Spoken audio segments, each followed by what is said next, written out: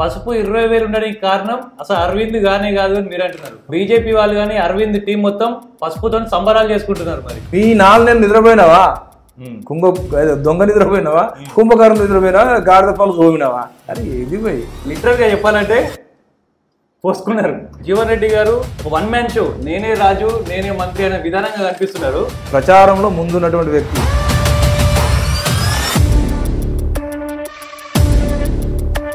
రాయశంకర్ గౌడ్తో పోటీ పడ్డాడు, ఎల్రమణ గారితో పోటీ పడ్డాడు, అంతకుముందు రత్నాకర గారితో పోటీ పడ్డాడు, బండారి వేణు గారితో పోటీ పడ్డాడు, ఇప్పుడున్నటువంటి సంజయ్ కుమార్తో పోటీ పడ్డాడు, కేసీఆర్తో పోటీ పడ్డాడు.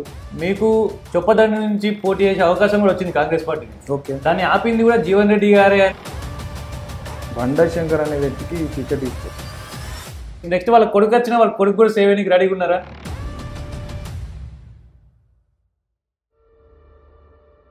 రాముని గుడి సరే, రాముని పరిపాలన ఎక్కడ ఉంది? హిందువులను మోసగించే పార్టీ భారతీయ జనతా పార్టీ అంటున్నా నేను. హిందూ వ్యతిరేక పార్టీ భారతీయ జనతా పార్టీ అని చెప్పి అంటున్నాను నేను. భారతదేశంలో ఈ రోజు అప్పుడు స్వతంత్రం వచ్చిన తర్వాత గుండు పిన్ను కూడా తయారు చేసేటువంటి శక్తి మనకు లేదు. రీసెంట్గా ఒక 5 సంవత్సరాలు ఎమ్మెల్యే అయితే ఒక్కొక్కటి పెద్ద పెద్ద బిల్డింగ్ కట్టుకుంటున్నాడు. హైదరాబాద్ ఒకటి, ఈడొకటి, ఆడొకటి, ఈడొకటి, ఫామ్ హౌస్ ఒకటి. ఆయనకి ఏమున్నాయండి? కొంతమంది జీవన్ రెడ్డి గారు కూడా గెలుస్తారని అంటున్నారు కదా. పని సచ్చదాగా ఏతండి ఒక రాజకీయం వద్దు, మన్నద్దు, దుబ్బద్దు.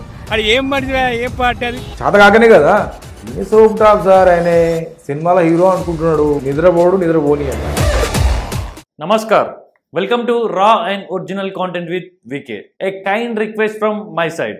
Please subscribe to our channel People's Talk for more raw and original content on social activities, social issues and more, which includes political related things. So subscribe చేసుకోమని ఎందుకు చెప్తున్నాను అంటే 97% of our viewers are not subscribed. కేవలం 3% మాత్రమే subscribe చేసుకున్న వాళ్ళు నా video చూస్తున్నారు. 97% మంది వీడియోస్ చూస్తున్నారు బట్ సబ్స్క్రైబ్ చేసుకోవట్లేదు. So please subscribe for more రా కంటెంట్. ఓకే, ప్రోమో చూసారు కదా. జగిత్యాల కాంగ్రెస్ లో చాలా సంవత్సరాల నుంచి పనిచేస్తున్నటువంటి వ్యక్తి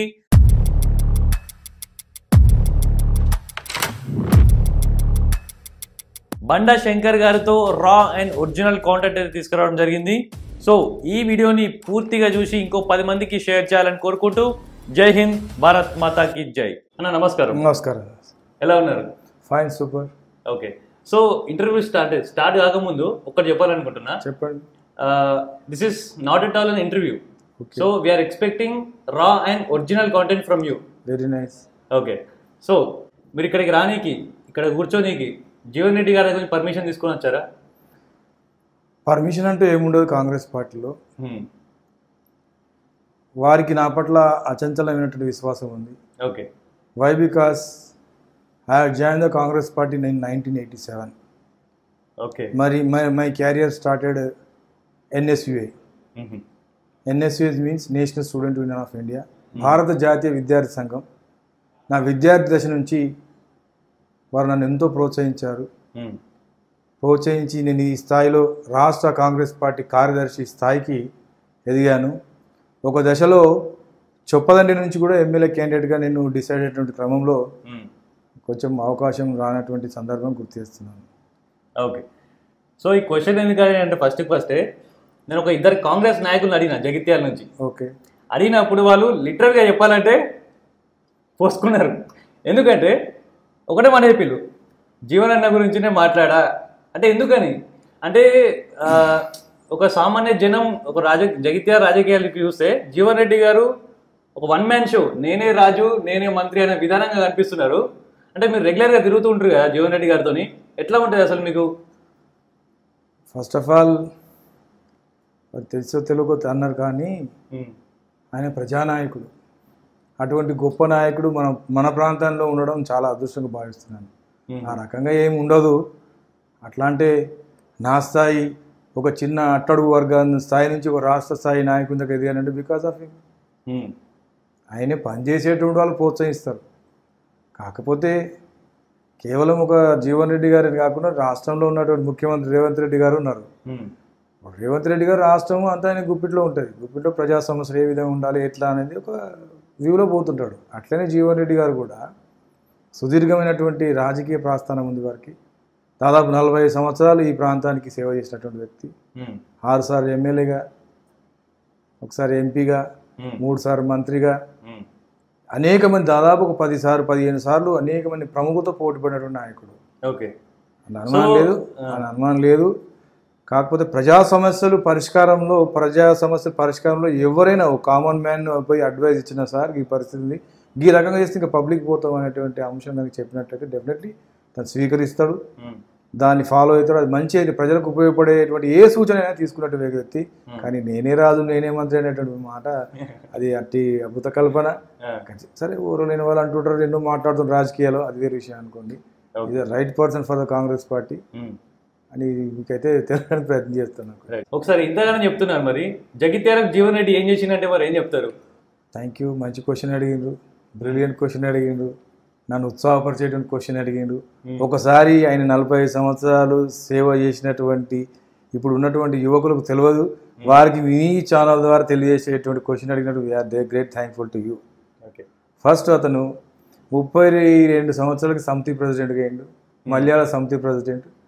ఆ రోజు పెద్ద పెద్ద వ్యక్తులు, ఆయన దాదాపు 32 ఆయన పైన నిలిచినటువంటి చాలా పెద్ద వ్యక్తి, చాలా పాపులారిటీ ఉన్న వ్యక్తి. ఆయన అప్పుడు పెద్ద మెజారిటీ రాష్ట్రంలో మొత్తం కాంగ్రెస్ పార్టీ వేవ్ ఉంటే సమితి ప్రెసిడెంట్లో కేవలం ఇండిపెండెంట్గా మర్రిచెట్టుపై గుర్తుపైన గెలిచినట్టు ఏకైక యువ నాయకుడు జీవన్ రెడ్డి గారు. అప్పటి నుంచి మేబీ క్యారియర్ స్టార్ట్ చేస్తూ ప్రతిరోజు నిత్యం ప్రజల్లో ఉంటూ ఎమ్మెల్యేగా, మంత్రిగా అనేక పదవులు అందించే సందర్భాన్ని గుర్తు చేస్తాను. ఇక్కడ వారు రాజకీయాల రాకముందు మన జగిత్యాల ప్రాంతం ఒక ఎడారి ప్రాంతం. ఎడారి ప్రాంతం ఎందుకు అంటున్నానంటే అప్పుడు మన జగిత్యాలకు బస్ డిపో లేదు, బస్ డిపో తెచ్చినటువంటి వారు, బస్ స్టాండ్ తెచ్చినటువంటి వారు, ఆ కాలేజీలు తెచ్చినటువంటి వారు, దాంతోపాటుగా JNTU కాలేజీ, మామిడి మార్కెట్, హాస్పిటల్, విద్యా వైద్యం ఏదైతే ఉందో అప్పుడు చిన్న మీకు తెలిసేది అప్పుడు కానీ చిన్న ఉండే, దాదాపు 30 బెడ్లో 20 బెడ్లో ఉండేది. దాన్ని క్రమేపీ దాదాపు 100-200 బెడ్కి తీసుకొచ్చింది. తర్వాత జూనియర్ కాలేజ్ అయితే చాలా, మేము NSAలో ఉన్నప్పుడు అయితే ఒక్క సీట్ తేవడానికి కొరకు చాలా కష్టపడేది. దాంతోపాటుగా రోడ్డు వెడల్పు, అందరూ అంటుంటారు రోడ్డు వెడల్పు ఏం చేసి అంటారు, కానీ 1994 కన్నా ముందు ఇదే చౌరస్తా ఉన్నటువంటి తహసీల్ చౌరస్తా పిలువబడేటువంటి చౌరస్తాలో అక్కడ ఒక బస్సు వస్తే సైకిల్ పోనేటువంటి సందర్భం, అంత టైట్గా ఉండే. ఒక్క నయా పైసా కూడా ప్రభుత్వం పైన భారం పడకుండా తన ఇరువైపులు ఉన్నటువంటి వారిని, ఇల్లు ఉన్నటువంటి వారు ఎవరైతే ఉన్నారో వాళ్ళను చెప్పి, వాళ్ళకు అర్థమయ్యేటట్టు చెప్పి, మనం పట్టణం పెరుగుతూ ఉంది, క్రమేపీ పెరుగుతున్న కొద్ది రోడ్లు కూడా పెరగాల్సిన అవసరం ఉందని చెప్పి అక్కడ ఉన్న చౌరస్తాలో ఉన్నటువంటి వారి అందరికీ కూడా చెప్పి, ఈ లెఫ్ట్ సైడ్ రాఘవులు సార్ అనే టీచర్ ఉంటే ఆయనకు మెప్పించి ఆయన మొత్తం ఇల్లు తీసేసిన తర్వాత పార్క్ ముందు ఉన్నటువంటి ప్లేస్ను ఆయనకు ఇవ్వడం జరిగింది దాని బదులు. అట్లనే ఇక్కడ ఉన్నటువంటి పక్కన ఉన్నటువంటి వాళ్ళు కూడా తీసేసుకోవడం జరిగింది. సేమ్ టైం ఇలా టవర్, ఇక్కడ పార్క్ సంధి ఉంది, మనం రైట్కి వెళ్తాం, పార్క్ నుంచి ఎల్జీరామ్ లాడ్జ్ రోడ్ తనే చేసిండు. ఇక్కడ టవర్ ఉన్నట్టు టవర్ కూడా టైట్ ఉండే ఆ రోడ్ కూడా తనే వెడల్పు చేసిండు. రీసెంట్గా old bus stand to Muslim colony అటు వెళ్ళేటువంటి రోడ్ను కూడా తనే వెడల్పు చేసిండు. బైపాస్ రోడ్ దరూర్ నుంచి ఈ జగిత్యాల టౌన్ పైన ట్రాన్స్పోర్ట్ అని చాలా లారీలు వస్తాయి సందర్భంలో ఆ బైపాస్ రోడ్ అక్కడ నిర్మాణం చేసి తను R&B మినిస్టర్ నిర్మాణం చేసి అటు నుంచి డైవర్ట్ చేయడం జరిగింది. అదే లెఫ్ట్ సైడ్ నుంచి కూడా అక్కడ దరూర్ కెనాల్ దగ్గర నుంచి డైరెక్ట్ మోతే తిమ్మాపూర్ గొల్లపల్లి రోడ్కు టచ్ అయ్యేటువంటి పరిస్థితి తీసుకొచ్చింది. అంటే కేవలం నేను జగిత్యాల పట్టణం యొక్క ప్రగతి చెప్తున్నాను. దాంతోపాటుగా కూడుగుడ్డ విద్యా వైద్యం అనే సామాన్యం యొక్క అందాల్సిన ప్రభుత్వం అందాల్సింది, తప్పకుండా అందాల్సిందే. దానికోసం చాలా కృషి చేసిండు. ఫర్ ఎగ్జాంపుల్ తను మొదటిసారిగా ఎమ్మెల్యే అయినప్పుడు తిమ్మాపూర్ గ్రామంలో అక్కడ ప్రాంతంలో ఉన్నటువంటి దళితులు 100% దళితులు ఇల్లు నిర్మాణం చేసిండు. ఇప్పటికి కూడా తిమ్మాపూర్ కనబడుతుంది. దాంతోపాటుగా TR నగర్, ఇవాళ TR నగర్ అంటే ఒక మరో చిన్న భారతదేశం. అది భారతదేశం, చిన్న భారతదేశం క్రమంలో అందరు అన్ని కులాలు మతాలు అందరూ అక్కడ దాదాపు ఒక 4000 ఇళ్ళు కట్టించే ప్రయత్నం చేసి కట్టించిండు. అది రన్ అవుతుంది. దాని తర్వాత కూడా R&B మినిస్టర్గా ఇందిరమ్మ హౌసింగ్ అర్బన్ కాలనీ అని చెప్పి 4000 ఇళ్ళు కట్టించిండు అప్పుడు. అది అంటే ఆయన ఒక ఉద్దేశం అంటే సామాన్యునికి తప్పకుండా మినిమం కూడుగుడ్డ అందించాల్సిన బాధ్యత తన ఒక లెజిస్లేటర్ నా పైన ఉందని భావించి మరి ఇన్ని చెప్పడం జరిగింది. వారి గురించి ఇంకా అలా చేసినటువంటి అభివృద్ధి గురించి చెప్పాలంటే it will take lot of time. Okay, అంటే అభివృద్ధి చేసిండు అని మీరు చెప్తున్నారు, అది ఎందుకు చేసిండు ఎక్కడ చేసిండు అనేది ప్రతిపక్షాలు చెప్తున్నారు. సో ఇంకొకటి ఏంటంటే జీవన్ రెడ్డి గారు జగిత్యాలకు ఏం చేసిండో కానీ జగిత్యాల జీవన్ రెడ్డి గారికి చాలా చేసింది అనే వాళ్ళకి ఏం చెప్తారు? ఒకటే మిత్రమా, నువ్వు అడిగే క్వశ్చన్ నేను నిన్ను అడుగుతున్నా. మీరే అన్నారు ఇందాక, you are senior most Congress in the Congress party అన్నారు. ఓకేనా, ఒకసారి ప్రజాస్వామ్యంలో ఒక వ్యక్తి మంచి పని చేస్తేనే మళ్ళీ ఒకసారి గెలుస్తాడు. ఓకేనా, ఈరోజు ఎంతమంది పోటీ పడ్డారు తెలుసా?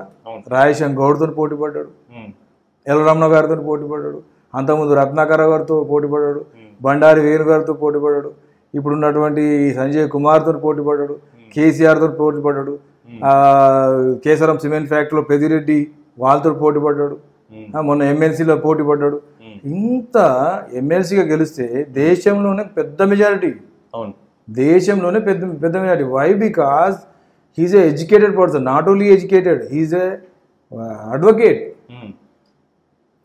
నేనైతే చెప్తున్నా, పొలిటీషియన్ అనేటి వాళ్ళు అడ్వకేట్ అయితే బాగుంటుంది. ఎందుకంటే అడ్వకేట్ ఉంటే చట్టం, భారత రాజ్యాంగంలో ఉన్నటువంటి అంశాలను వాళ్ళకి కొంచెం ఐడియా ఉంటుంది.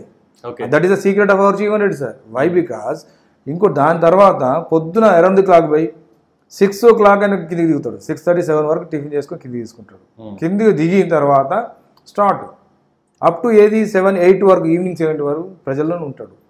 ఆయన మినిస్టర్ ఉన్నప్పటికి కూడా, R&B శాఖ మంత్రి ఉన్నప్పటికి కూడా ఆయన హైదరాబాద్ ఉండేది కేవలం 10 రోజులే. మిగతా 20 రోజులు జగిత్యాలలో ఉన్నాడు. మిగతా 20 రోజులు జగిత్యాలలో ఉన్నాడు. ఏ రోజు కాలేజ్, ఏది SKNR కాలేజ్ తన ఆయనంలో నిర్మించబడ్డది. ఉర్దూ మీడియం కాలేజ్ ఆయన తన స్కూల్స్ కానీ కాలేజ్ కానీ తన ఆయనంలో నిర్మించబడ్డది.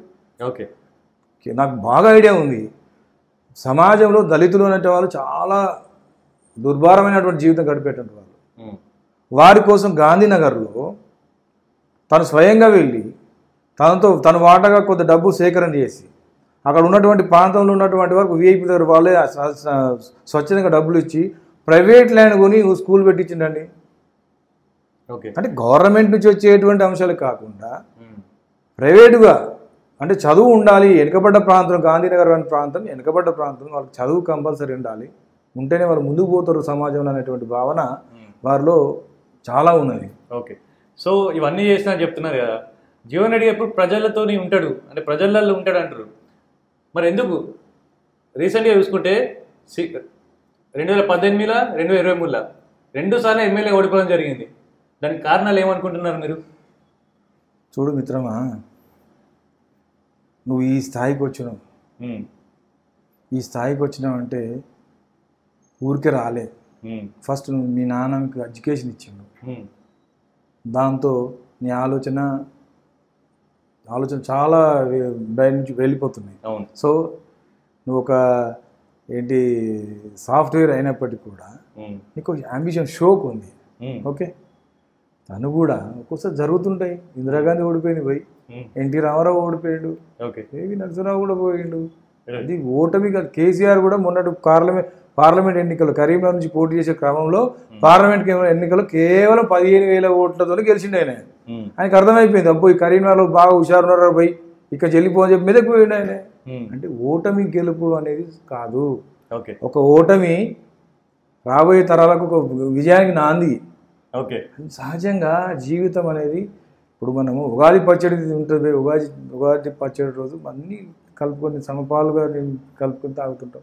జీవితం అంటే ఓటమి గెలుపు అని సహజం. అంటే ఆల్రెడీ గెలుపులు చాలా అయిపోయినాయి, రిటైర్మెంట్ టైంకి ఉన్నాడు కాబట్టి జనాలు ఓడగొడుతున్నారు. అది మీరు సరే, గిట్టని వాళ్ళు నచ్చని వాళ్ళు అనేటువంటి మాట.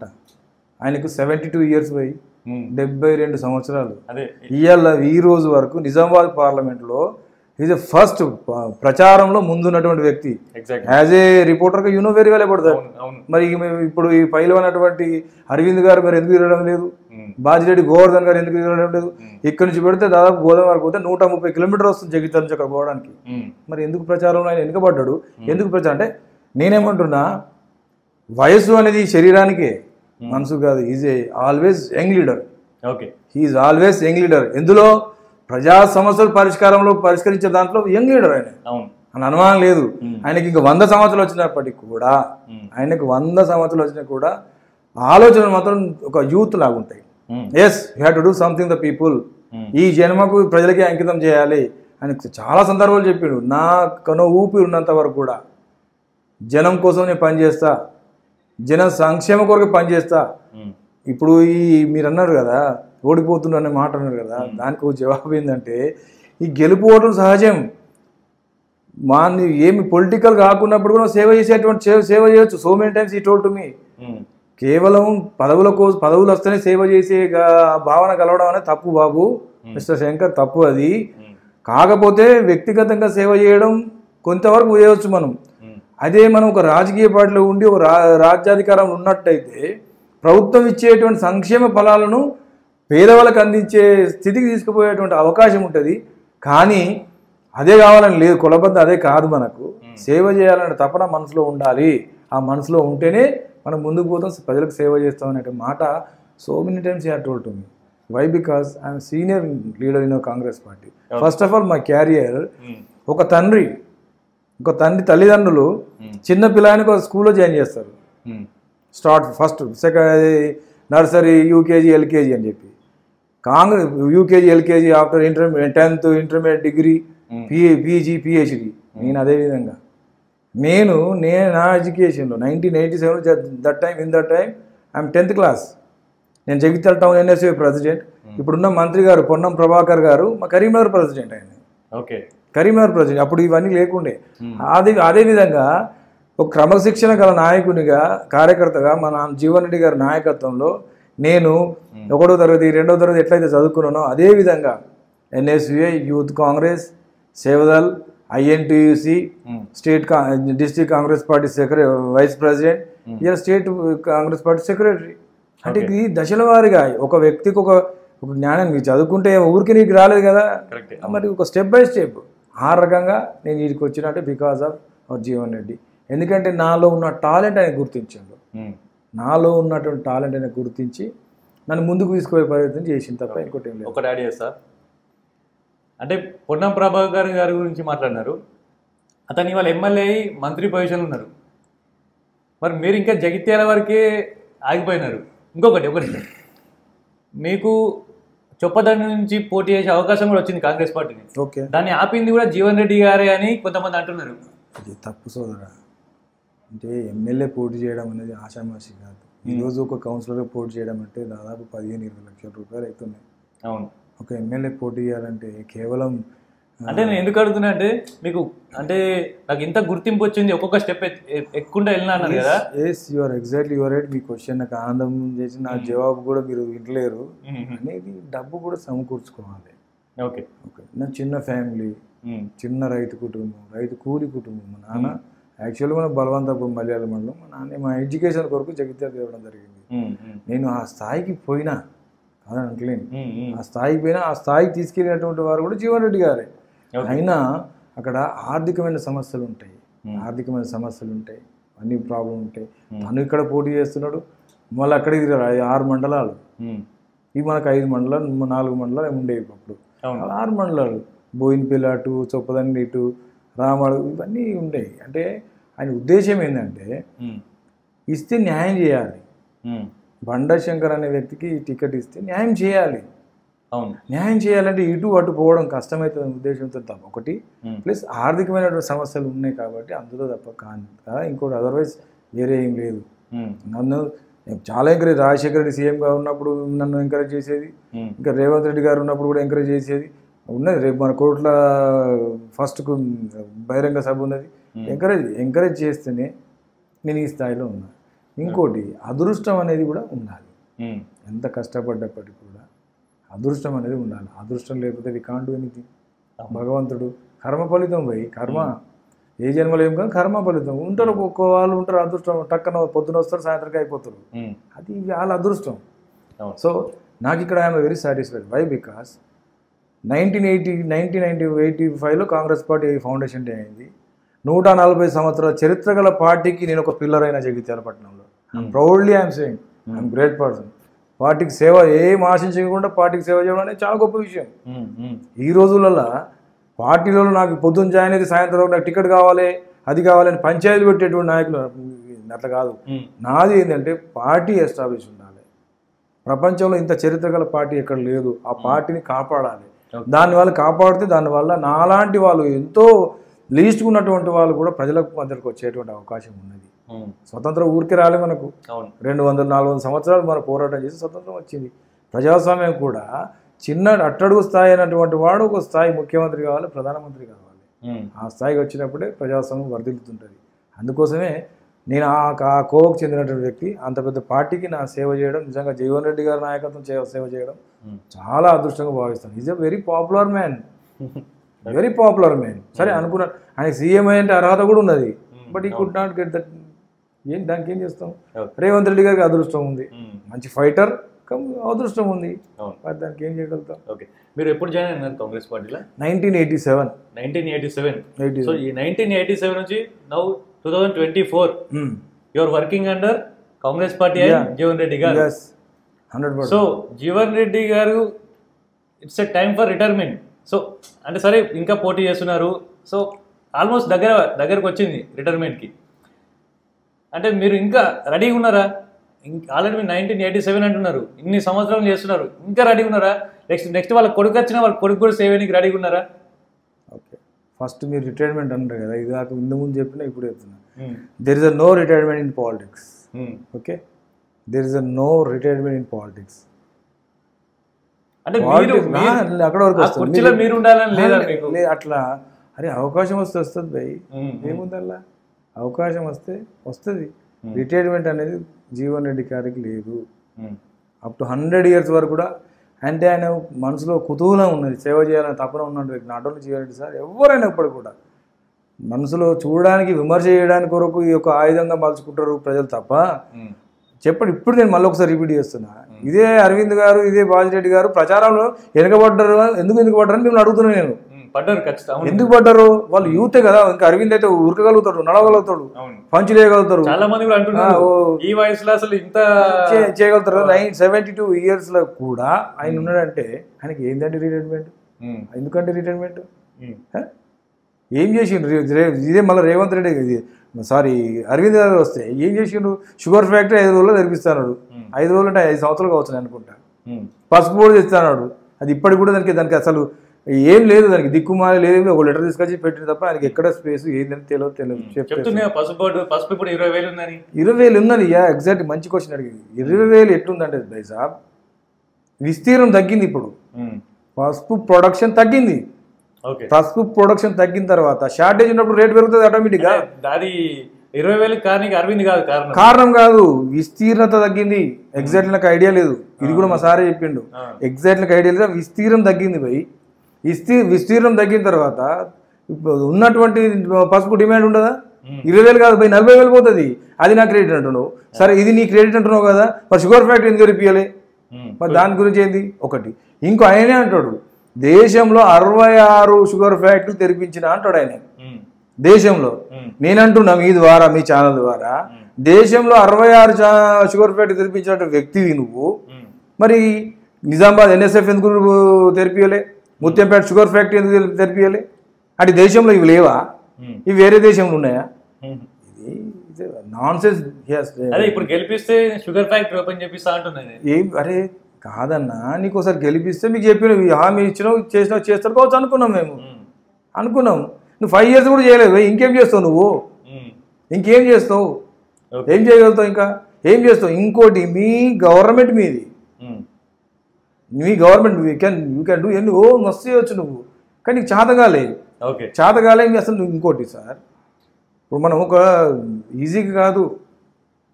నాకు నేను శాసనసభ్యుని కావాలి కానీ నాకు మెథడ్ తెలవాలి ఫస్ట్. ఇప్పుడు మీరు ఇంత చూస్తున్నారు కదా, మెథడ్ తెలుసుకోవాలి ఫస్ట్. మెథడ్ తెలుసుకుంటే నేను ఏం క్వశ్చన్ అడుగుతా, ఏం జవాబు చెప్తా అనేది మీకు తెలుసుంటుంది. ఆయనకి మెథడ్ తెలియదు. గెలవడం అంతే, ప్లస్ ఎంఏ ఎంపీ అయిపోయిన అంతే. కానీ స్కీమ్స్ ఇచ్చేటువంటి ఆలోచన కూడా కావాలి. ఇవాళ మా సార్ ఏమంటుండ్రు జీవన్ రెడ్డి గారు, తప్పకుండా ఏది ఏమైనా షుగర్ ఫ్యాక్టరీ తెరిపిస్తా. అది NSF కానీ, బోధర్ కానీ, ముత్యం షుగర్ ఫ్యాక్టరీ కానీ ఈ ప్రాంతం నుంచి తెస్తా. అది కాకుండా యువకులకు ఇండస్ట్రీ తెస్తా. ఎందుకంటే వాళ్ళకు ఉపాధి కల్పన కూడా ఇప్పించే బాధ్యత నాది కాబట్టి ఇస్తాను. ఇంకోటి మీరు ఏమన్నాడు దాని తర్వాత క్వశ్చన్ అంటే మీకు ఆలోచన లేదా అన్నారు. ఆలోచన ప్రతి వారికి ఉంటుంది భయ్ సార్, అందరికీ ఉంటుంది ఆలోచన, ఎందుకు ఉండదు? Because I'm very senior leader in Congress party, ఉండదు. ఇంకోటి అవకాశం రావాలి, అదృష్టం కావాలి. ఈ పరంపరలో వాళ్ళ కొడుకు సరి చేస్తాం చేయడమే. ఆయన కొడుకు నా కొడుకు కూడా చేస్తాడు. రామచంద్రారెడ్డి గారికి నేనే కాదు, మా ఫ్యామిలీకి మా కొడుకు కూడా ప్రచారం చేస్తాడు. అంటే we are connected with the Congress party, we are the connected with the Congress party, we are the family of Congress party. అలా ఎవరు అనేది కాదు, డెఫినెట్గా కాంగ్రెస్ పార్టీని గెలిపియాలి. కాంగ్రెస్ పార్టీ అభ్యర్థి అయినప్పుడు కూడా విషయం అంతే. ఓకే, సో ఇప్పుడు పసుపు బోర్డు అనేది మేజర్ ఇంపాక్ట్ ఉంది ఇప్పుడు ఈ ఎలక్షన్స్ పైన. అరవింద్ అనేటేనే నేను పసుపు బోర్డు చెప్పిన హామీ ప్రకారం ఇప్పుడు చెరుకు ఫ్యాక్టరీ తీసుకొస్తానని అని చెప్పిండు. మీరేమంటున్నారంటే ఇప్పుడు పసుపు 20,000 ఉండడానికి కారణం అసలు అరవింద్ కానే కాదు అని మీరు అంటున్నారు. ఆ బీజేపీ వాళ్ళు కానీ అరవింద్ టీం మొత్తం పసుపుతో సంబరాలు చేసుకుంటున్నారు. మరి ఓకే, ఇంకోటి సార్, ఎవరు ఆలోచన వాళ్ళకు ఉంటుంది, ఎవరు ముచ్చట వాళ్ళకు ఉంటుంది. ఇప్పుడు మీరు చెప్పినా కదా, ఒక చిన్న ఎగ్జాంపుల్ చెప్తా. ఒక వస్తువు మార్కెట్లో షార్టేజ్ ఉంటే దాని యొక్క రేట్ పెరుగుతుంది. జనరల్గా అది జనాలకు తెలుస్తలేదు. తెలియకపోతే దానికి ఏం చేస్తాం? వికాంట్ ఎనీథింగ్ చెప్పడానికి ప్రయత్నం చేస్తాం అంతే. ఈరోజు పసుపు బోర్డు శాంక్షన్ ఎప్పుడు ఇచ్చినా నువ్వు, పసుపు బోర్డు శాంక్షన్ లెటర్ ఎప్పుడు ఇచ్చినావు నువ్వు? ఎలక్షన్ కన్నా ముందు, జస్ట్ 6 నెలల ముందు, ఏడాది ముందు కూడా కాదు. ఈ 4 నెలలు నిద్రపోయినావా? దొంగ నిద్రపోయినావా? కుంభకర్ణం నిద్రపోయినావా? గాడిద పాలు తోమినావా? అరే ఇది పోయి 4 సంవత్సరాలు చేయాలి, ఎలక్షన్స్ ఉన్నాయని చెప్పి తీసుకొచ్చి ఒక లెటర్ ఇచ్చినావు. ఎస్, ఇలా ఇక్కడ స్టూడియో మనది, ఇక్కడ ఇంకో స్పేస్ ఉంది. ఇది ఐడెంటిఫై చేసిన తర్వాత ఇది ఒక స్టూడియో, ఇక్కడికి రావాలి అనే అడ్రస్ మనకు ఉంది. నువ్వు లెటర్ ఇచ్చినావు పోయి, లెటర్ చేసిన వాళ్ళు ఎక్కడ ఎస్టాబ్లిష్ చేసినావు పసుపు బోర్డును? ఏ ప్రాంతంలో, ఏ ఊర్లో ఎస్టాబ్లిష్ చెప్పి నువ్వు ఆయనతో ఒకసారి చర్చ పెట్టండి. ఎస్, జీవన్ రెడ్డి గారు నేనే మాట్లాడతా ఆయనతో. Okay, I'm why because I no knowledge about him. నాకు తెలియదు, నాకు ఉండే తెలియదు, నాకు ఉన్నాయి. ఇప్పుడు క్వశ్చన్ అడు, ప్రజాస్వామ్య దేశంలో ప్రశ్నించడమే గొప్ప విషయం, ప్రశ్నిస్తేనే జవాబు వస్తుంది. అవును, అదే భారత రాజ్యాంగం. నువ్వు ఈ 4 సంవత్సరాలు నిద్రపోయి, సంవత్సరం ముందు 6 నెలల ముందు పోయి నేను ఒక లెటర్ పట్టుకొచ్చి తెచ్చిన స్పైసీ బోర్డు, ఏంటండి ఈ మాటలు మాట్లాడితే? పరిపూర్ణంగా ఉండనా లేదా? మీరు తెచ్చేది పసుపు బోర్డు పరిపూర్ణంగా కనబడనా లేదా? రైతులు ఉత్సాహపడనా లేదా? ఒకటి. రెండోది షుగర్ ఫ్యాక్టరీకి అయితే నువ్వే అన్నావు కదా దేశంలో 66 ప్రారంభోత్సవం చేసినామని చెప్పి. మరి షుగర్ ఫ్యాక్టరీ ఆ 66లో మీ 2-3 లేవా? మా ప్రాంతంకి NSF బోధన లేదా? ముత్యంపేట లేదా? ఇంకోటి లేదా? ఎందుకు దాని మీద శ్రద్ధ చేయించలే? అంటే ఇక్కడ స్పష్టంగా ఆయన యొక్క అసమర్థత కానీ కనబడుతుంది ఇక్కడ. ఓకే, ఇట్లా 66 పక్కోటి దుబ్బేసిండు, నువ్వు 2-3 ఉన్నప్పుడు కూడా ఓపెనింగ్ చేయలే అంటే నీ అసమర్థత కదా. ఆయన అవసరమా నిజామాబాద్ ప్రజలకు? అవసరమా? ఒకటి హిందూ ఎజెండా. హిందూ ఏంటండి, మా రేవంత్ రెడ్డి ముఖ్యమంత్రి గారు అన్నారు రాముడు గుళ్ళో ఉండాలి, మనసులో రామభక్తి ఉండాలి అనే మాట మాట్లాడండి, చాలా గొప్ప మాట. ఇంకో మాట మాట్లాడుతున్నారు, హిందుత్వం మాట్లాడుతున్నట్టే. హిందువులను మోసగించే పార్టీ భారతీయ జనతా పార్టీ అంటున్నా నేను. హిందూ వ్యతిరేక పార్టీ భారతీయ జనతా పార్టీ అని చెప్పి అంటున్నాను నేను. ఎట్లా మీరు అడగకుండా నేను జవాబు చెప్తా.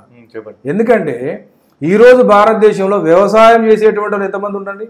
80% or 90% ఉన్నారు. ఓకే, అందులో ముస్లిమ్స్ అంటుంటారు ఒక 10% తీసిద్దాం, 10% ఉండవు, 10% 70% ఉంటారు. 70% హిందువులే కదా, అవునా? ఒప్పుకుంటారా? ఈ రోజు వాళ్ళు పండించే పంటని మనం తినేసి బతుకుతున్నాం. ఇవాళ మీరు ఒక భారత ప్రధాని గారు వారికి వ్యతిరేకంగా 3 నల్ల చట్టాలు తీసుకొస్తారు. రైతులకు వ్యతిరేకంగా 3 నల్ల చట్టాలు తీసుకొచ్చిండ్రు. దాదాపు 2 సంవత్సరాలుగా వాడు అక్కడ చలిలో వణుకుతూ దాదాపు 600 మంది చనిపోయినరు. వాళ్ళు మినిమం ప్రైస్ పెట్టమని చెప్పిండు. వాళ్ళు అడిగింది గొంతమ్మ కోరికనా? మినిమం ప్రైస్ అని అడిగిండ్రు. అటువంటి వాళ్ళని ఇక్కడ మన ఇండియా బార్డర్లో కూడా అట్లున్నాయి. ఎందుకంటే మొలలు పెట్టడం, కంచె నిర్మించడం, ఫైర్ పేల్చడం, గ్యాస్ బుల్లెట్ రబ్బర్ బుల్లెట్ కాల్చడం, 600 మంది చనిపోయినారు. నువ్వు ఎట్లా హిందుత్వ పార్టీ అంటావండి? నువ్వు హిందూ వ్యతిరేక పార్టీ అంటావు నేను. ఒకటి. రెండోది, లెట్ మీ కంప్లీట్. రెండోది GST. ఒక ప్రొడక్షన్, ఒక ఫ్యాక్టరీ నుంచి ఒక ప్రోడక్ట్ అయిన తర్వాత కామన్ మ్యాన్ వరకు 3 సార్లు GST పడుతుంది దానికి. ఈ ధరలు ఏంటండి? నిన్న ఒక 1 year కన్నా ముందు 2 years ముందు 70 రూపాయలు ఉండే. నూనె ప్యాకెట్ ఇప్పుడు 110, 120 అయిందండి అవును. ఒకటి. ఇంకా దానికన్నా అంటే చిన్న కుటీర పరిశ్రమలు ఉన్నాయి. చిన్న కుటీర పరిశ్రమలో ఈరోజు దేశవ్యాప్తంగా 100% క్లోజ్ అయినాయండి. ఎందువల్ల ప్రభుత్వం నుంచి వచ్చేటువంటి ఏం సహకారం లేదు.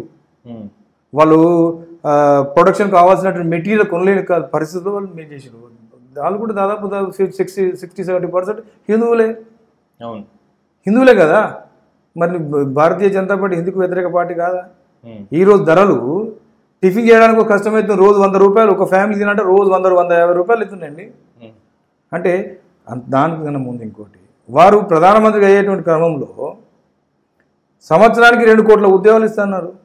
ఎన్ని కోట్లు ఇచ్చారు ఇప్పటికీ? 10 సంవత్సరాలు 10 కోట్ల ఉద్యోగాలు రావాలి. ఈరోజు నిరుద్యోగం దేశవ్యాప్తంగా 87% నిరుద్యోగం ఉంది. ఇప్పటికీ నిరుద్యోగం 87% ఉంది. విశ్వవిద్యాలయాలకు కూడా ఫండ్స్ ఇస్తలేరు, ప్రైవేట్ రంగంలో చేస్తున్నారు.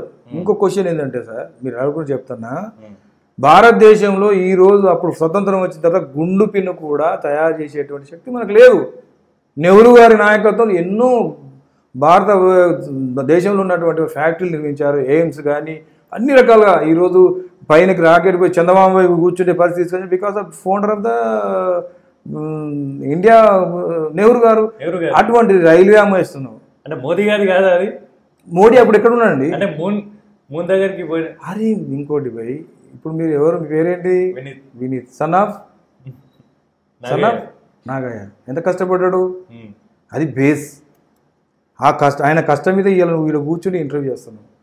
దానికి బేస్ కాంగ్రెస్ పార్టీ. ఈరోజు ఇండస్ట్రీస్ పెట్టిన కాంగ్రెస్ పార్టీ, ఎల్ఐసిని స్థాపించి కాంగ్రెస్ పార్టీ, రైల్వేను పెట్టిన కాంగ్రెస్ పార్టీ. మనకు అప్పుడు విమానాలు 4, 5, 10 సంఖ్యలు విమానాలు అది టాటా వాళ్ళది ఉండే.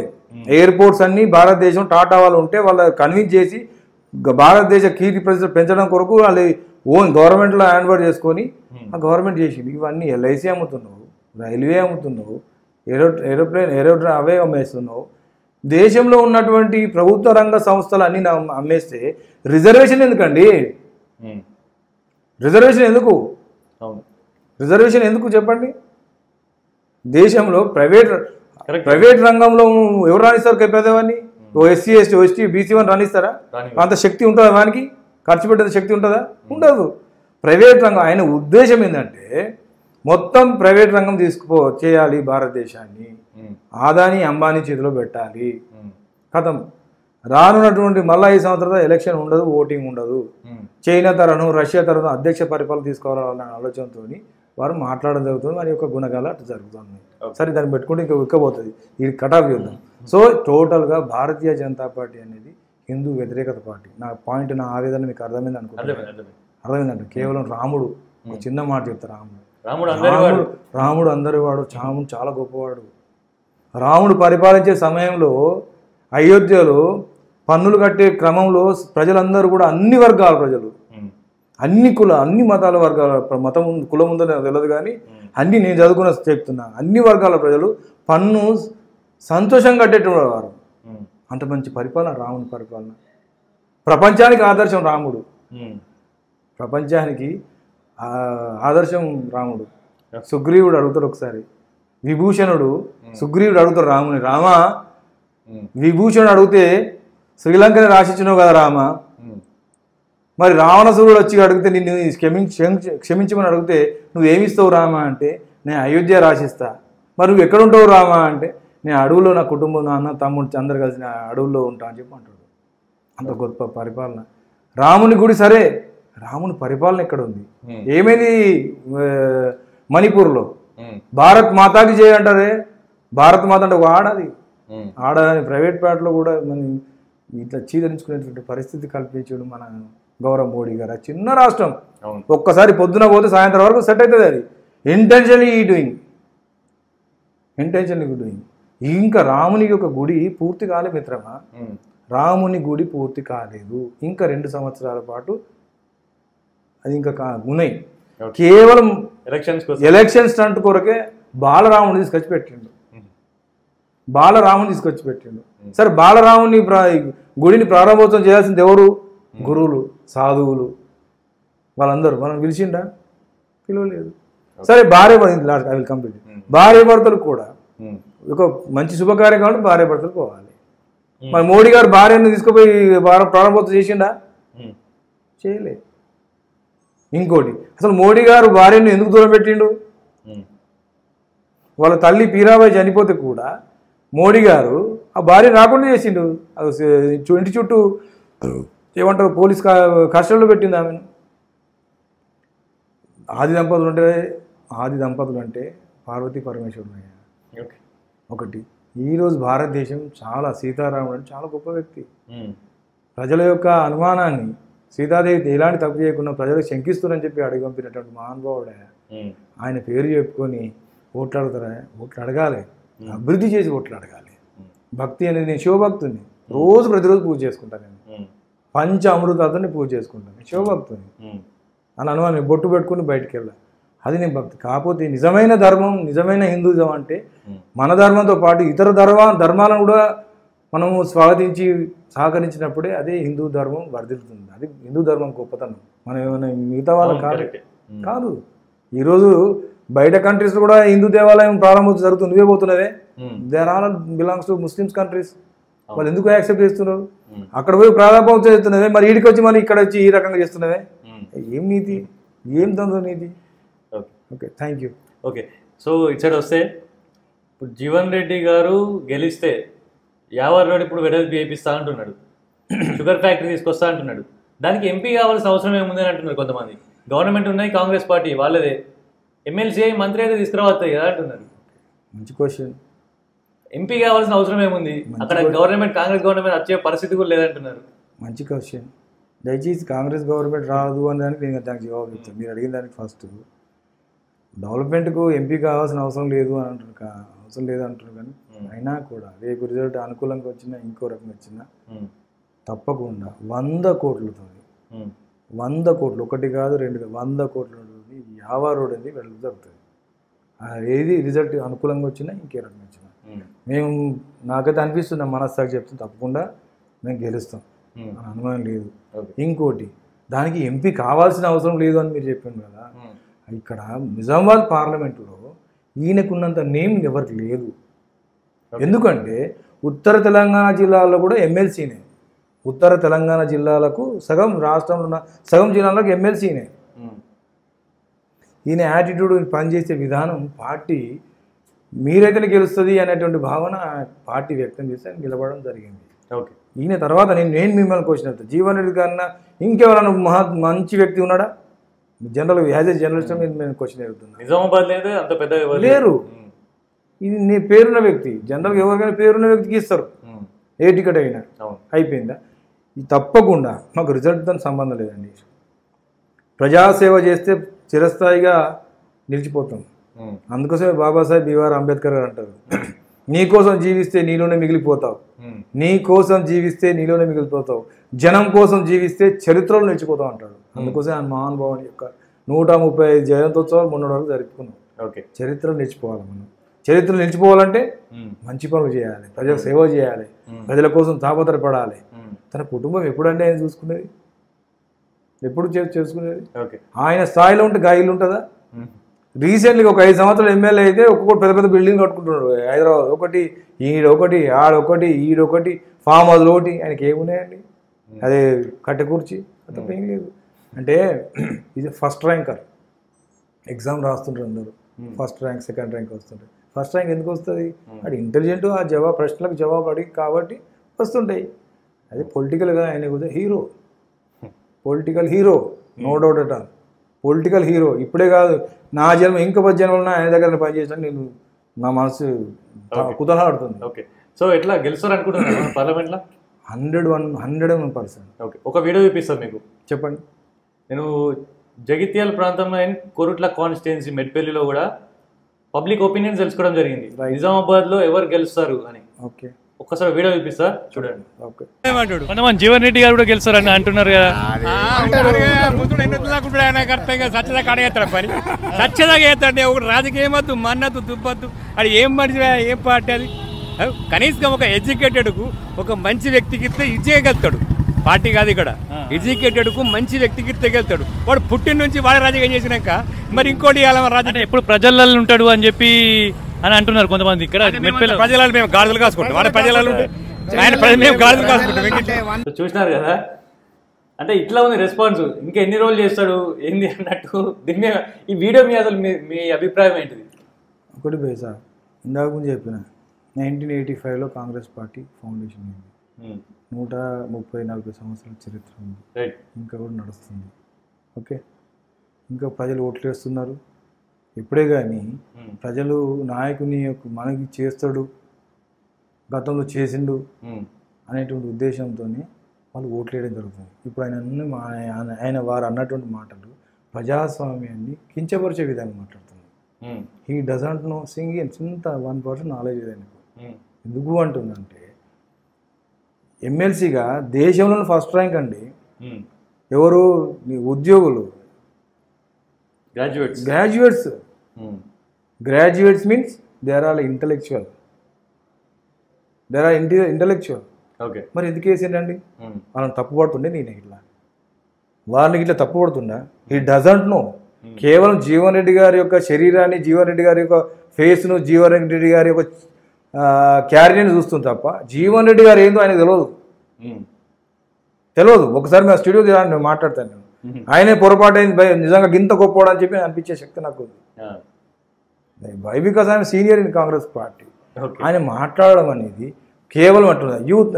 మళ్ళీ ఇంకోసారి ఇప్పుడు చేస్తున్నా, నువ్వు ఆయన అన్న ప్రకారంగా జీవన్ రెడ్డి గారు ఎందుకు ఏంది ఎంత ఏజ్ అయిపోయి ఇంకెన్ని రోజులు ఉంటాడో అంటున్నావు కదా, ప్రచారంలో ఎందుకు ముందు వెనుకబడ్డారు? ఆయన అడిగేటువంటి ఎవరు అరవింద్ కానీ బాజిరెడ్డి కానీ ఎందుకు వెనుకబడ్డాడండి? చేతకాకనే కదా, 72 సంవత్సరాలు కూడా ఇంకా ఉరుకుతున్నాడు కదా ఒక యువకునిగా. మరి వాళ్ళు ఎందుకు చేయలేకపోతుండ్రు? అంటే ప్రజా సమస్యలు తీర్చడానికి, ప్రభుత్వం చేసే సంక్షేమ కార్యక్రమాలు ప్రజలు తీసుకుపోవడానికి, నలుగురు ఉపయోగపడటానికి ఏజ్తో నియమితం లేదు. ఓకే, ఆలోచన విధానం ఉంటే సరిపోయాయి. ఆలోచనకు ఏజ్ ఉండదు, ఏజ్ బార్ ఉండదు, శరీరానికి ఉండొచ్చు, ఆలోచనకు ఉండదు. ఇప్పటికి కూడా ఆయన నవయువకుడు, హీరోయిన్ పాలిటిక్స్ అనుమానం లేదు. ఆయన ఏదో పార్టీకి చెందిన వ్యక్తి ఉండాలి, ఇంకో ఏదో ఉండాలి తప్ప ఆయనకు తెలియదు, దగ్గర చూడలే. ఆయన ఇప్పుడు చూస్తాడు, రేపు ఖచ్చితంగా చూడండి. మొన్న నిజామాబాద్ ఎన్నికల ప్రచారంలో గౌరవ ముఖ్యమంత్రి రేవంత్ రెడ్డి గారు ఏమన్నారు? అన్న జీవన్ రెడ్డి గారి కంటే రైతులంటే బాగా ఇష్టం, రైతు సంక్షేమానికి పాటుపడతాడు, తప్పకుండా మీరు ఎంపీగా గెలిపియండి, నిజామాబాద్ నుంచి కేంద్రంలో కాంగ్రెస్ ప్రభుత్వం వస్తే కేంద్ర వ్యవసాయ శాఖ మంత్రి చేస్తున్నాడు. నేనంటున్నా 17 పార్లమెంట్ ఉన్నాయి మన రాష్ట్రంలో, ఆయన ఎన్నో రకాలుగా ప్రచారం చేసాడు, కానీ ఎవరికి ఇంత మంచి మాట్లాడండి. ఎందుకంటే ఆయన దగ్గర అంత సమాచారం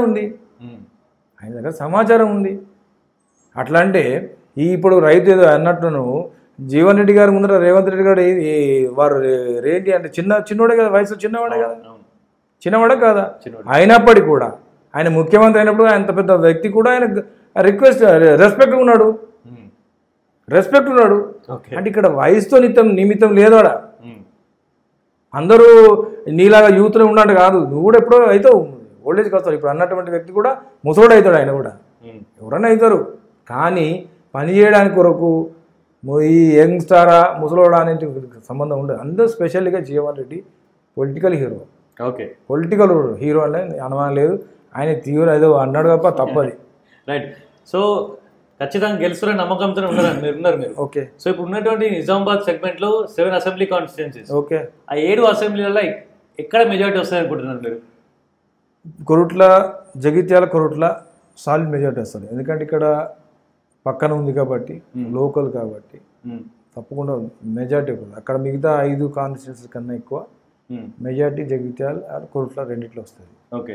సో ఎట్లా జరుగుతున్నాయి మరి మీ ప్రచారాలు కానీ మీ కార్యాచరణ ఎట్లా ఉంది మరి జగిత్యాల వరకు అయితే? నా జీవితంలో మొట్టమొదటి 36 సంవత్సరాలు రన్ అవుతుంది నా ఎక్స్పీరియన్స్ కాంగ్రెస్ పార్టీ. ఈ తరహా ప్రచారం నా జీవితంలో చూడలేదు. ఎందుకు చూడలేదంటే 5-6 గ్యారెంటీలు ఇచ్చినాం మేము. ఆ గ్యారెంటీ కార్డు పెద్ద కార్డు ఇచ్చింది. మీరు ఆ క్వశ్చన్ అడిగితే ఉన్నది, బ్యాగులు ఉన్నది, తీసుకొద్దా. 6 గ్యారెంటీ ఇచ్చి దాని మీద కట్ ఆఫ్ ఉంటుంది ఒకటి. ఇంటింటికి వెళ్ళి అదే ప్రచారం నేను, మీరు 2-3 సార్లు ఫోన్ చేసి అదే ప్రచారం. ఇంటికి పోయి చూసిన తర్వాత మీకు ఏమొస్తుంది, గ్యాస్ వస్తుందా, 500 గ్యాస్ వస్తుందా, వచ్చిన వాళ్ళు వస్తున్నాయి అంటారు, లేని వాళ్ళు అంటున్నారు. మేము ఏం చేస్తాం, రిజిస్టర్ మెయింటైన్ చేస్తున్నాం. వచ్చిన వాళ్ళకి రైట్ పెడతాం, రాని వాళ్ళకి ఇంటికి పెడతాం. తర్వాత కరెంట్ ఫ్రీ వస్తుందా, వస్తుంది, రైట్ పెడతాం. ఓకే, బస్సు ఫ్రీ వస్తుందా, వస్తుంది, రైట్ పెడతాం. అంటే ఇంటింటికి పోయి వాళ్ళ సమాచారం, ఫోన్ నెంబర్ కూడా కలెక్ట్ చేస్తాను. ఫోన్ నెంబర్ కలెక్ట్ చేసుకొని ఇంటికి ఒక పర్సన్, ఇంటి పెద్ద ఎవరైతే వాళ్ళు కలెక్ట్ చేసుకొని అది బెండలు పెట్టుకో మళ్ళీ రిపోర్ట్ గాంధీ భవన్ పంపిస్తున్నాం. గాంధీ భవన్ డైరెక్ట్ నేరుగా వాళ్ళకి ఫోన్ చేస్తారు. ఎంత రిస్క్ అంటే ఒక్క ఇంటికి ఒక 20 నిమిషాలు పడుతుంది మాకు, రోజు 20 నుంచి 30 అవుతున్నాయి. అడుగుతున్నారు ప్రచారాల్లో, అడుగుతున్నారు. మేము అడుగుతున్నాం, వాళ్ళు అడగడం కాదు, మేము అడుగుతున్నాం. వాళ్ళకి సిలిండర్ గ్యాస్ సబ్సిడీ పడలేదంట. ఓకేనమ్మా, మీ అకౌంట్ నెంబర్ ఇవ్వండి, ఎలక్షన్ తర్వాత రండి, మేము చేపిస్తాం. పెన్షన్ రాలేదంటున్నాం, ఈ కోడ్ ఉందమ్మా, 4000 రూపాయలు దాని తర్వాత ఇచ్చేస్తాం.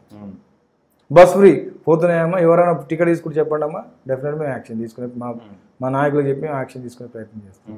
అంటే ఇక్కడ డబుల్ బెడ్రూమ్ గురించి కూడా లొల్లి పెడుతుందంటే డబుల్ బెడ్ ఎగ్జాక్ట్ మంచి క్వశ్చన్ అడిగింది. డబుల్ బెడ్రూమ్ అనేది చాలా దారుణమైన సమస్య. కేవలం ఇప్పుడు ఉన్నటువంటి ఎమ్మెల్యే గారు డబుల్ బెడ్రూమ్ వాళ్ళకు వాళ్ళు ప్రచారం చేసిన తీరు తర్వాత ఏంటంటే కారుకు వేయకపోతే అవన్నీ పోతాయి, కారుకు వేయకపోతే అవన్నీ పోతాయి, పెన్షన్ పోతే ఇవి పోతాయి అని బెదిరించి ఓటు వేసుకున్నది అన్న సందర్భంగా ఇది ఆరోపణ కాదు, ఇది నిజం. గ్రౌండ్ లెవెల్లో ఇది నిజం. అయితే ఆయన గెలిచిండు, గవర్నమెంట్ అది వచ్చింది, ఇది వచ్చింది. ప్రజలు స్వచ్ఛందంగా నా కళ్ళతో చూసినాము జీవన్ రెడ్డి సార్ ఇంటికి వచ్చిన తర్వాత క్రమంలో ప్రజలు ఏమడిగిండ్రు, సార్ మేమైతే అటే ఓటేసినాం, ప్రభుత్వం అది అత్తా అని చెప్పి అనుకున్నాం, ఓటేసినాం, మళ్ళీ రాక ఇల్లు వచ్చింది, మాకు ఇల్లు లేదు, ఏం లేదు, మరి ఇప్పుడు ఇల్లు అదొకటే ఇదొకటే, మరి ఎట్లా సార్ ఏంటంటే అని చెప్పి ఇప్పటికి కూడా ఆ 4000 ఇళ్ళకు 500 ఇళ్ళు కూడా పరిపూర్ణంగా కంప్లీట్ లేదు. బోరి ఉంటే కరెంటు లేదు, కరెంటు ఉంటే వాటర్ ట్యాప్ లేదు, ట్యాప్ ఉంటే ట్యాంక్ లేదు, బాత్రూమ్స్ ఏం లేవు. హడావిడిగా ఎట్లయితే మన అరవింద్ గారు హడావిడిగా పసుబోర్డు పట్టుకొచ్చిన జీవో అట్నే హడావిడి చేసిండు. కావాలంటే మీరు రండి చూద్దాం, పోయి గ్రౌండ్ లెవెల్ గ్రాస్ రూట్లో మనం చూస్తే ఏర్పడుతుంది. వాళ్ళు వచ్చి అడిగిండ్రు, వాళ్ళు నిజంగా ప్రజలు చాలా గొప్ప వాళ్ళు. వాళ్ళు వచ్చి సార్ మేమైతే అటు వేసినాం, నిర్భయంగా ఒప్పుకున్నారు, ఇట్లా వేసినాం సార్, ఇట్లా అయిపోయింది అంటే ఆయన నేను చెప్పిన మాట, ప్రభుత్వం ఏ ప్రభుత్వం అయినా ప్రజల కోసమే సేవ చేయడానికి ఉందమ్మా, మీరు ఒక డేట్ పెట్టుకోండి, వాళ్ళందరూ అడిగి రండి, నేను స్వయంగా వస్తా, వచ్చి మీకు ఏమైనా మౌలిక వసతులు ఏవైతే తప్పకుండా కల్పిస్తా అని చెప్పిండు. పోయిండు, మాట్లాడిండు, సమస్యలు చెప్పిరు వాళ్ళు. ఒక్క ఇంటికి కూడా కరెక్ట్గా సఫిషియంట్ ఫెసిలిటీస్ లేవు. దీని తదుపరి అదే కార్యక్రమం. అంటే ఒక ఇంటికి ఒక వ్యక్తికి ఆకలి అయితే అన్నం పెడితే వాడు మన ఆ తిన్న వ్యక్తి కన్నా ఎక్కువ అన్నం పెట్టిన వ్యక్తి ఎంత తృప్తి ఉంటుంది తెలుసు, ఆ రోజంతా నిద్రపోడు. అంతమంది 4000 ఇండ్లకు జనానికి మనం సేవ చేస్తున్నామంటే అంతకన్నా ఏం కావాలి sir? Okay, so final question, Jeevan Reddy గారికి ఎందుకు ఓటేయాలి అని చెప్పండి ఇప్పుడు ఎంపీకి. Sir is a senior politician. ఆ సీనియర్ పొలిటీషియన్ కన్నా ప్రజా సమస్యలు ఎట్లా పరిష్కరించాలి, ప్రభుత్వం సంక్షేమ ఫలాలు ఏ విధంగా అందించాలి, ఇక్కడ ఉన్నటువంటి నిరుద్యోగ యువకులు కూడా ఉద్యోగం ఎట్లా కల్పించాలి అనేటువంటి అంశాలు ఆయన బడుగు బలిగిన వర్గాలు, స్పెషల్ ఎస్సీ ఎస్టీ బీసీలు చాలా దగ్గర. వాళ్ళ అభివృద్ధి దేశ అభివృద్ధి, ఆయన అభివృద్ధి కాదు దేశ అభివృద్ధి. ఆ ఫండమెంటల్ మీద ఉన్నటువంటి వ్యక్తి. ఆయన కూడా చిన్న క్యారియర్ స్టార్ట్ ఈ స్థాయిలో ఒక పెద్ద వృక్షంగా మర్రి చెట్లుగా ఉన్నాడు. ఆయన వల్ల తప్పకుండా మన నిజామాబాద్ పార్లమెంట్కి న్యాయం జరుగుతుంది. కైండ్ ఇన్ఫర్మేషన్, ఉమెన్స్ కాలేజ్ లేదంటండి నిజామాబాద్లో, మన దగ్గర జేఎన్టీ కాలేజ్ ఉంది. మన ఆయన ప్రచారం పోయి చెప్తుంటే నేను ఆశ్చర్యపడ్డా. అటువంటి పరిస్థితి ఉంది అక్కడ. జగిత్యాలో ఉన్నటువంటి ఫెసిలిటీస్ లేవు అక్కడ, ఏ రంగం తీసుకున్నప్పటికి కూడా. అంతేందుకండి, ఇప్పుడు మనం గ్రౌండ్కి వాకింగ్ చేస్తే ట్రాక్లు ఉన్నాయండి, ఆ ట్రాక్ మనల్ని బొంద ఏం లేదు ఆడ. అంటే ఎంత బ్యాక్వర్డ్ వేసినాం. ఈయన సోప్ టాప్ సార్, ఆయన సినిమాలో హీరో అనుకుంటున్నాడు. ఏదో అప్పుడేదో ఇంత వ్యతిరేకత ఉంది, ఏదో కవిత మీద ఏదో అయిపోయింది అదే అయింది. కానీ ఒకసారి అవకాశం ఇచ్చినప్పుడు మనం మన పరిపూర్ణంగా ప్రజలకు న్యాయం చేయాలి. ప్రభుత్వం లేకపోతే విషయం వేరు కదా. ప్రభుత్వం నీది ఉందా, సెంట్రల్ ఫండ్స్ ఎన్నో ఉన్నాయి, ఎన్నో తీసుకొచ్చి చేయొచ్చు. అది ఆయన ఫెయిల్యూర్. ఈయన ప్రతి అంశం చూడండి. ఇవాళ నా మనస్సాక్షి చెప్తే తప్పకుండా ఆయన పార్లమెంట్ సభ్యులు గెలుస్తాడు. కేంద్రంలో అధికారం వస్తే తప్పకుండా వ్యవసాయ శాఖ మంత్రి అవుతాడు. దాంతో పాటుగా డెవలప్మెంట్ అనేది చూడండి మీరు, చూడండి బ్రహ్మాండంగా ఉంటుంది డెవలప్మెంట్ అనేది. నిద్రపోనియాడు ఇది మాత్రం ఖచ్చితంగా, అది ఎవరినే కానీ. ఓకే, ఫైనల్గా రిజల్ట్స్ అయితే జూన్ 4th ఉన్నాయి. ఓకే, సో June 4th నాడు అందరం వెయిట్ చేయాల్సిందే రిజల్ట్స్ కోసం అయితే. ఓకే, సో ఎలక్షన్ గురించి కాకుండా సో మీ సైడ్ వస్తే సో ఇంకా మీరు ఇంకో 5 స్థాయికి ఎదగాలని, ఎదిగినాక మళ్ళీ నాకు ఇంటర్వ్యూ ఇవ్వాలని మనస్ఫూర్తిగా కోరుకుంటున్నాను. డెఫినెట్గా తప్పకుండా జీవన్ రెడ్డి సార్ ఆశీస్సులు నాకుంటే, ఆ రాజేశ్వరం ఆశీస్సు ఉంటే తప్పకుండా ఇదే స్పేస్లో ఒక ఉన్నత స్థాయికి వచ్చి మళ్ళీ ఇక్కడనే మనం మాట్లాడుకుందాం. తప్పకుండా నెరవేరుతాం, అనుమానం లేదు. ఎంకరేజ్ చేస్తేనే కదా ఎవరికైనా యాక్టివ్ వీటి చేసిన ఎంకరేజ్ చేస్తేనే పార్టీ ఎస్టాబ్లిష్ అవుతుంది, మన పార్టీ విధానం ప్రజలకు పోతాయి. డెఫినెట్గా ఆ నమ్మకం నాకు ఉంది. Thank you thank you very much.